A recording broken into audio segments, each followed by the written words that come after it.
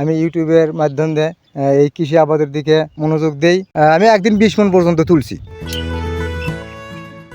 HSC পাশ করার পর চাকরির পেছনে না ঘুরে প্রথমে শুরু করেন ডেকোরেটর ব্যবসা।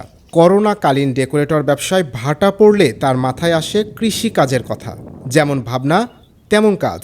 ইউটিউবে ভিডিও দেখে শুরু করেন কৃষিকাজ।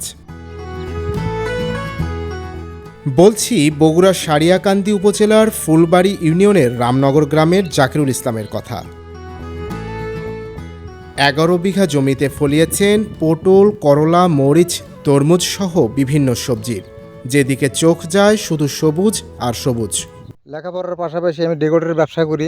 ডেকোরেটরের ব্যবসা চালে আস্তে আস্তে একটা সময় করোনায় সারা বাংলাদেশ হলো। তারপরে করোনার সময় ডেকোরেটরের ব্যবসাটা আমার খুব একটা ভালো চললো না, থমকে গেছিলো ব্যবসাটা। আমি ইউটিউবের মাধ্যম দিয়ে আমি এই কৃষি আবাদের যে সবজি আবাদগুলো হয় সেই সবজি আবাদের প্রতি আমার মন আকৃষ্ট হয়। আমি আস্তে আস্তে এই কৃষি আবাদের দিকে মনোযোগ দিয়ে প্রথমে শশার আবাদ শুরু করি আমি।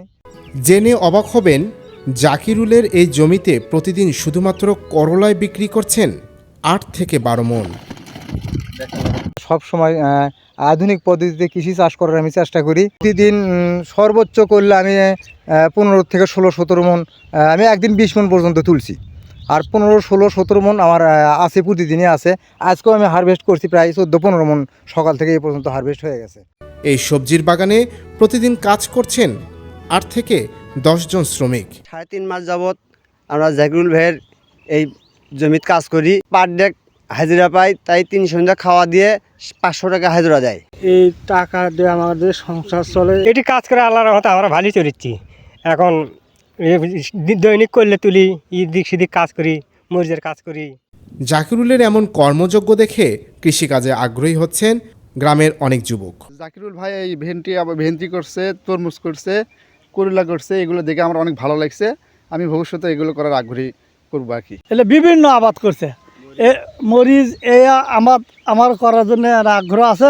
দেখা যাক সামনে বছর করার জন্য চেষ্টা করবো। উপজেলা কৃষি কর্মকর্তা মোহাম্মদ আলী জিন্নাহ বলেন, উপজেলায় জাকিরুলের মতো বেশ কিছু শিক্ষিত যুবক বাণিজ্যিকভাবে বিভিন্ন ধরনের সবজি চাষ করায় আবাদ বাড়ছে সবজির। জাকিরুলের মতো যারা চাকরির পিছনে ঘুরছেন তারাও এখন সবজি চাষের প্রতি আগ্রহ দেখাচ্ছে। এতে আমাদের সবজির আবাদ বাড়ছে এবং আমাদের দামটাও ভোক্তা পর্যায়ে সহনীয় পর্যায়ে আছে। আমাদের লক্ষ্যমাত্রা ছিল 730 হেক্টর, আমাদের অর্জিত হয়েছে 730 হেক্টর।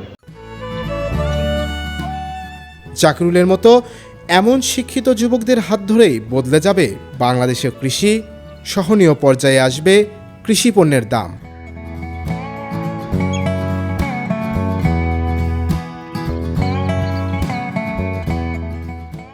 দৈনিক করতোয়া, সারিয়াকান্দি, বগুড়া।